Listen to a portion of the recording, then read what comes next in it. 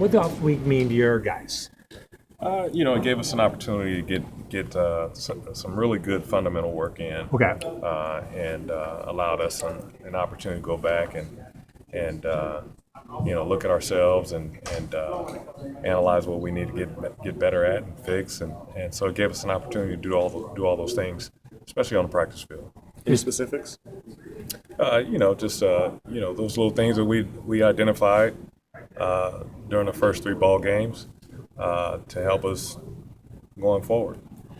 Is there still a pretty good learning curve, especially with the young players, about the scheme and knowing where to be when in order to, take away the run or take away passes over the middle, whatever it may be? Well, guys are learning and growing. We're playing with five true freshmen, so that's not an easy thing to do. But the guys have responded well. They played pretty well, and they're growing and learning as we go along. So, each game the guys are getting better and better, and we're just in that process right now. What's your tone with them after a loss like that, after that week? Is it kind of like, let's put it behind and look forward, or use a lot of learning from it and, I don't want to say dwell on it, but stay with it for a little while? Every game for us is, when you have a young team, it's a teaching opportunity and an opportunity to go back and review and look at those things that you've done well and those things that you've done not so well. All those things are teachable moments for us and opportunities for us to go back and really dig deep, analyze it, break it down, and so that the guys understand what it is we're trying to get accomplished. What does this Nebraska team present for you guys? It's a good football team. Anytime you talk about Nebraska, you're looking forward to playing against a tough, hard-nosed football team that of course they want to run the football and all that, and they're pretty big up front and want to move people around. So. Good football team, and we're looking forward to it. We open up our Big Ten season, so it's going to be exciting. They have a short week. You guys don't. Is that a big advantage or not? Can you tell? Hopefully it plays to our advantage. Okay. Having a short week. But it's just all about us getting prepared and getting ready to play, and we want to play our best come Friday night. Their quarterback has been susceptible to picks so far. I think 3 pick six in the last 2 weeks. Do you see some things there you can sort of take advantage of?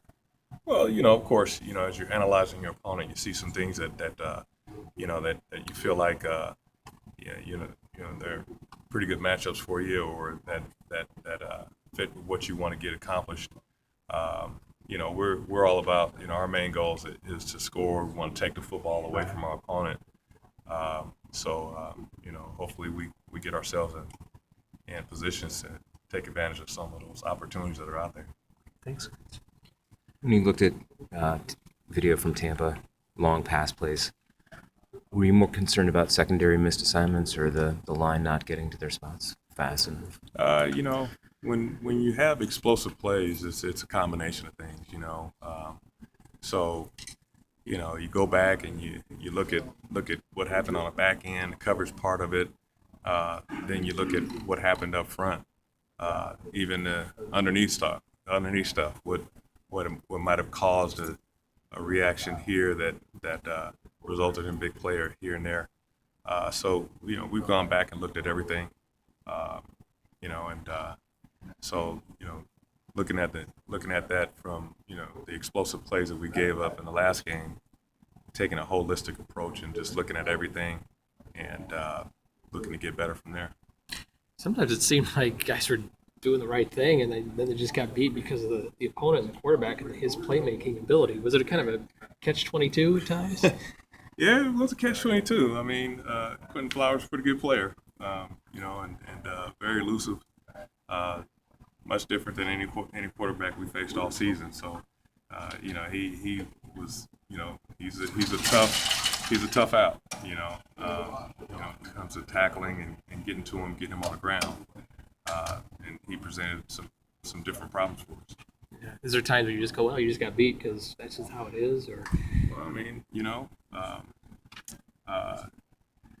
you go back and look at what you could have done better, and then grow from there.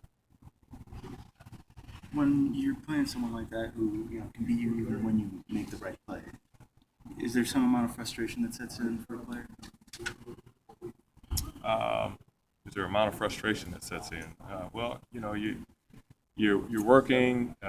Sometimes you'll face some guys that have special talents. That happens. When you do, you just for us, it's just taking that experience, learning from it, getting better from it, understanding what we can do to play better against guys like that, and hopefully that translates next time we play a guy like that. Is it an advantage at all that Nebraska is sort of a run-first team for you guys? Well, they want to run the football, up until USF, we were playing pretty well against the run. So, it's an opportunity for us to get back to basic. This is a fundamental football type of football game for us on in terms of stopping a run, playing against a two-back offense. So we're looking forward to that. Do you care to analyze which you're more comfortable with, your run defense or your pass defense? Does it matter to you? Because you have to do both, obviously. It's for us. It's all about getting the offense off the field. Our goals again are we want to score on defense, we want to take the ball away 3+ times a game, and we want to win on third down. We had a little bit of troubles when we've had some struggles on third down. So we felt like last week we got a chance to get back to work, clean up some of those things, and we're looking forward to seeing what we get done on third down this game. Are there any guys in your unit that you're really looking forward to see play this weekend based on their improvement in practice and how they've been developing? The young guys, they put in a lot of work. It's going to be fun to watch those guys and see what they do this week. Get James Crawford back this week. Get James Crawford back. We're excited about that. I guess the question, if I'm excited about a guy coming back, James Crawford is probably one of those guys you're excited to see back on the field and getting after it. What's he add for you? Well, he has that rush ability. He's probably best defensive end, and to play 3 games without him is pretty big. But we're excited about getting him back. I'm sure he's going to have an immediate impact on our defense come Friday night. The loss of Tito for now, what does that do to your defensive tackle? Well, it makes it a little bit lighter. But Tymer Oliver has played pretty well. So has Kenyon Jackson. So those guys play pretty good. Jamal Woods has played pretty good for us, and Jamal Milan has done a pretty good job. So those guys they'll just have to carry a few more bricks this week, and getting the job done. Does Kendrick Green get into the conversation there, or does any other freshmen get in the conversation? Those guys are there. They're backup players. So we'll see how it goes. What do you think of this Nebraska offense right now, the matchup? They're a good group. They've had some, they turn the ball over a little bit, but they're a good group. Really good up front. Even though they've had some injuries, Nebraska, they're always going to have an offensive line. They're always going to be a running football team. The quarterback has a strong arm. You can put the ball down the field. And in the backfield, they're skill guys and running backs. Wide receivers are pretty good players. So, it's a formidable opponent that we're playing against this Friday night.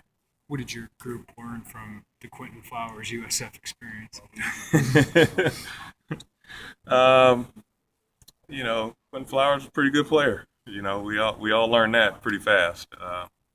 But just the whole thing about uh, when you're under the lights, uh, we'll have another opportunity this Friday night. Uh, and what that's like and all that.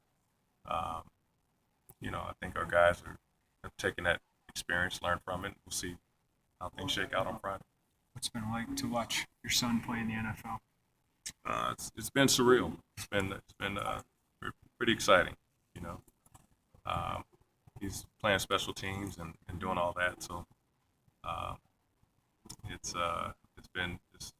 fun watching your kids do things that they dreamed of doing, and that's the biggest pleasure I get out of it. Do you still get your nightly chats with him, or Oh how yeah. often is it? Oh yeah. Oh yeah. Oh yeah. I don't think that'll ever stop. We talk every night, and that's just what we do. My defense is scoring on this offensive players. Do you show your players those clips of those pick sixes? They've seen them. They've seen them. We just got to play ball and play hard, play fast, play physical, get after the football when we have those opportunities, and hopefully we get our hands on the ball. Playing under the lights is like becoming old hat for you guys. I mean, that's like the norm lately. Yeah, that's something that I think our guys, especially at home, really feed off of that and get into it, and it's something special to be in our stadium at night. So the guys are going to be pretty excited about it. Do you have any reactions to the recent protests that have been taking place? And how does that translate into the Illini football team and the leadership? I'm just an assistant coach. Levy was sort of outspoken about it. Well,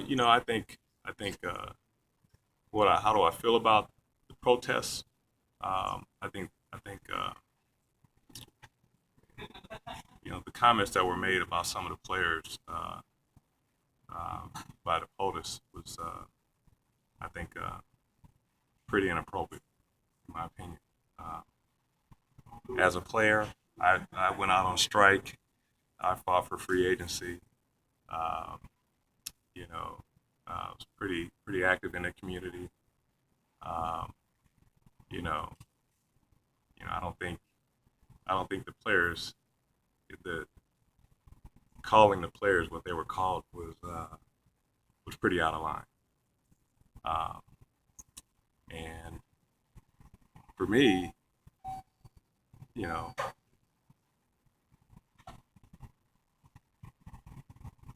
I have varying opinions on that. So, I don't, I just think it was way out of line, divisive, and just totally inappropriate. What year was the strike? 87. 87. Yeah. You're pretty young. Just learning labor relations. Mm-hmm. Yeah. So you mentioned your daily chats with your son. Did you talk about that at all? What did the Bengals do? They locked arms. Yeah, I talked to Hardy about it. They decided as a team that they would lock arms together. Peaceful protest is that's a you look at our amendment. That's freedom of speech, freedom of expression. That's the right of the individual.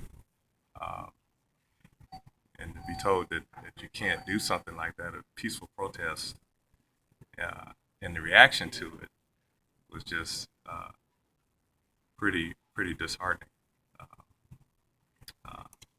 Especially when you look at there's a guy just taking the knee, and as opposed to in a peaceful protest to bring to light social injustice. And on the other hand, in Charlottesville, you have a protest where someone drives a car into the crowd and kills someone. To me, it just doesn't measure up. the reaction should have gone heavy on the other end, as opposed to, you know, just talking about, you know, how the characterizing the athletes. How big an advantage is it for you to have gone to Berkeley and the great education that you get at that university, plus the culture of the area, to understand the complexity of these issues? You know, shoot, I don't know. I can imagine it's a little bit better than some colleges. A little bit better than some places. You know, you get a lot of different points of view. You know, I think for me, Berkeley was a great place all the way around. And understanding differing opinions and understanding the issues that surround all of us. You know, that and instilling just a critical thinking on issues. You know, that's what Berkeley did for me. You know, and shoot, that's what I learned there. You guys don't have to even contemplate it Friday night because you remain in the locker room anyhow, right? Yeah, we're in the locker room. Is part of that completely unrelated to this, just simply not wanting to get out here? And I think I remember one time, long before any of this was a part of the discussion, Lovey said, you know, it's better for us to spend that time in there getting ready and talking about than to come out here and then have a delay. And then by the time the kickoff finally comes around, you've got all this kind of built up energy and so forth. That's part of it, isn't it? Yeah, I think that's part of it. You know, you don't, you know, when you get warmed up and ready to play, you want to get right to the game. Yeah. You know, so you know that could be part of it. Thank you. One more football question for you. Get back. But What? for a young defense, is the USF film, is that maybe even a bigger learning tool than what you guys got off of those first two lines?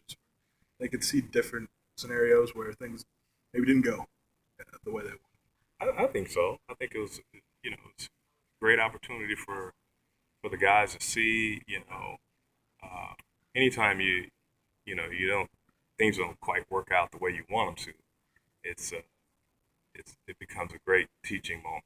And that game was great for us in terms of going back, looking at it, reviewing it, understanding what it is we want to get done, how to get things done, understanding what to do, how to do it, more situational stuff as well. So it helped us helped us a great deal. Hopefully we see those things translate over into our game against Nebraska. One more football one. When James wasn't available to you, Bobby and Isaiah got a lot of action. Are either one of them coming to you going, hey, come on, man, we don't need this guy? You know what I mean? Are they like, No, they haven't said that. They haven't said that. They haven't said that. But they have to share a little more time. Yeah, you know, they'll be fresher. You know, we'll have a nice little rotation going with those guys, and they'll, you know, our ends will be pretty fresh and ready to get after the pass. Thanks.